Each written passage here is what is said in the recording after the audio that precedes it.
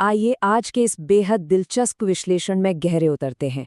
एक शिक्षक के नज़रिए से आज हम ये समझेंगे कि क्रिटिकल थिंकिंग और लॉजिक का इस्तेमाल करके प्राचीन ग्रंथों को कैसे डिकोड किया जा सकता है। हम देखेंगे कि कैसे इन ऐतिहासिक महाकाव्यों की मूल नैतिक शिक्षाएं आज के राजनीतिक एजेंडाओं और हथकंडों से बिल्कुल अलग हैं। आज की इस चर्चा की रूपरेखा कुछ इस तरह रहेगी। हम इन 5 अहम बिंदुओं पर बात करेंगे: पाठ संरचना और उसमें किए गए बदलाव, लॉजिक और डिडक्टिव रीजनिंग, महाकाव्यों में रूपक यानी मेटाफर्स, असली धर्म की परिभाषा और अंत में धर्मग्रंथ बनाम राजनीति। तो चलिए पहले भाग से शुरू करते हैं, टेक्स्ट की बनावट और बाद में किए गए बदलाव। देखिए, अगर हम ओरिजिनल सोर्स मटेरियल यानी वाल्मीकि रामायण को ध्यान से पढ़ें तो पता चलता है कि युद्धकांड का 128वां अध्याय एक परफेक्ट हैप्पीली एवर आफ्टर के साथ खत्म होता है। इसमें 10,000 साल के एक ऐसे शांतिपूर्ण शासन का जिक्र है जहां कोई बीमारी, दुख या खतरा था ही नहीं। मतलब सब कुछ बिल्कुल शांत और आदर्श। लेकिन असली विरोधाभास तब सामने आता है जब हम इसके बाद जोड़े गए उत्तरकांड को देखते हैं। वाल्मीकि जी का ओरिजिनल टेक्स्ट कहता है कि उस दौरान किसी भी बूढ़े इंसान को अपने जवान बच्चे का अंतिम संस्कार नहीं करना पड़ा, सब तरफ शांति थी। लेकिन उत्तरकांड में अचानक एक ब्राह्मण के जवान बेटे की मौत हो जाती है। ये ओरिजिनल कहानी के बिल्कुल उलट है। अगर हम तार्किक रूप से सोचें तो इन बाद वाले अध्यायों में साफ साफ लॉजिकल कमियां और कंटिन्यूटी एरर्स दिखते हैं।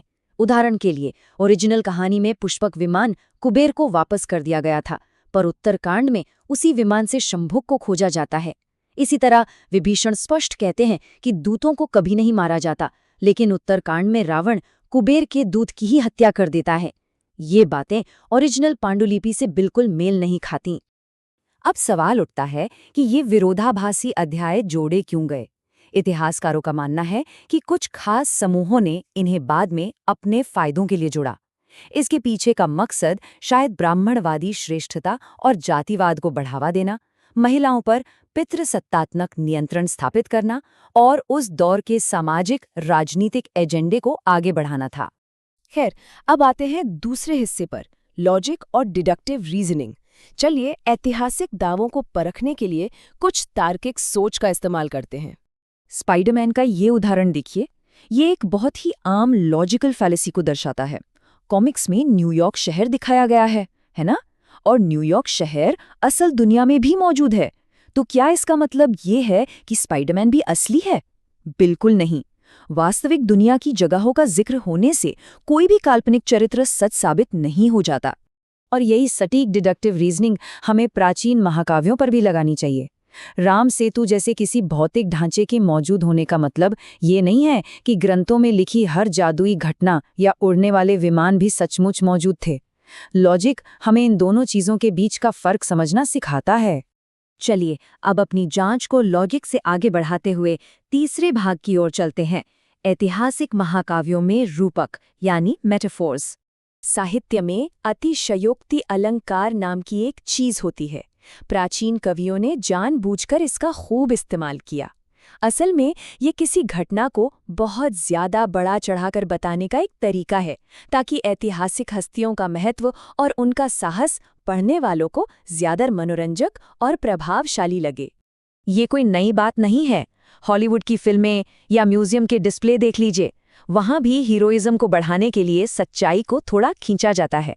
जैसे 300 फिल्म में दिखाया गया कि 300 स्पार्टन्स ने 10 लाख फारसियों का सामना किया, जबकि असल में वहां 7,000 ग्रीक सैनिक भी थे।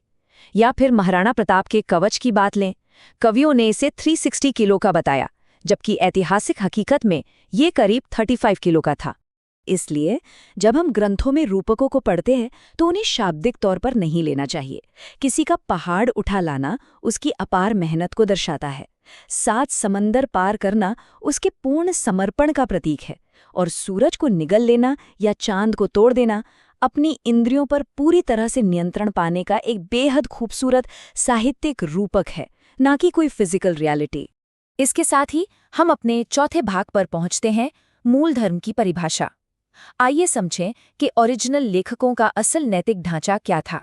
सच्चाई को कल्पना से अलग करने के लिए हमें धर्म को उसके मूल गुणों से समझना होगा। मनुस्मृति जैसे ग्रंथों के अनुसार धर्म के 10 लक्षण हैं और इनमें धैर्य, क्षमा, आत्मसंयम, अहिंसा और सत्य जैसी चीजें शामिल हैं। मतलब नैतिकता का आधार इन्हीं शांतिपूर्ण गुणों में होना चाहिए। तुलसीदास जी ने रामचरितमानस में इस बात को बहुत ही गहराई से समेटा है। उन्होंने स्पष्ट रूप से कहा है कि दूसरों की मदद करने से बड़ा कोई धर्म नहीं है और दूसरों को नुकसान पहुंचाने से बुरा कोई पाप नहीं है। असल में इन ऐतिहासिक महाकाव्यों का असली मकसद समाज में इसी करुणा और नैतिक कर्तव्य को स्थापित करना था। और अब हमारा आखिरी 5वां भाग, धर्मग्रंथ बनाम राजनीतिक एजेंडे। आइए इन मूल नैतिक शिक्षाओं और आज के राजनीतिक हथकंडों के बीच के फर्क को समझें। यहाँ एक बहुत ही साफ अंतर देखा जा सकता है। हमारी पारंपरिक संस्कृति में राम राम या जय राम जी की जैसे शब्दों का इस्तेमाल बड़े ही प्यार, विनम्रता और शांति से अभिवादन के लिए होता था। लेकिन आज इन्हीं धार्मिक प्रतीकों को आधुनिक कट्टरपंथी समूहों द्वारा हथियार बना लिया गया है ताकि भीड़ को उकसाया जा सके और राजनीतिक दबदबा कायम किया जा सके। अगर हम बिल्कुल निष्पक्ष होकर तुलना करें तो चरमपंथी चाहे किसी भी जनसांख्यिकी के हों, वो सत्ता पाने के लिए शांतिपूर्ण धार्मिक नारों को हिंसक बना ही देते हैं। जैसे इस्लामी चरमपंथी अल्लाहु अकबर, जिसका मूल अर्थ शांति और ईश्वर की महानता है, उसे युद्ध के नारे की तरह इस्तेमाल करते हैं।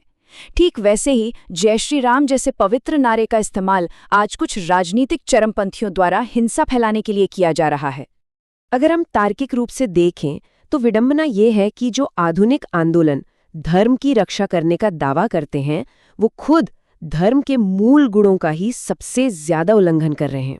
धर्म के नाम पर अपराधियों का सम्मान करना, महिलाओं का अपमान करने के लिए प्लेटफॉर्म बनाना और भीड़ द्वारा हत्याओं को उकसाना, ये सब क्षमा और संयम जैसे धर्म के मूल सिद्धांतों को पूरी तरह कुचल देता है। तो निष्कर्ष क्या निकलता है?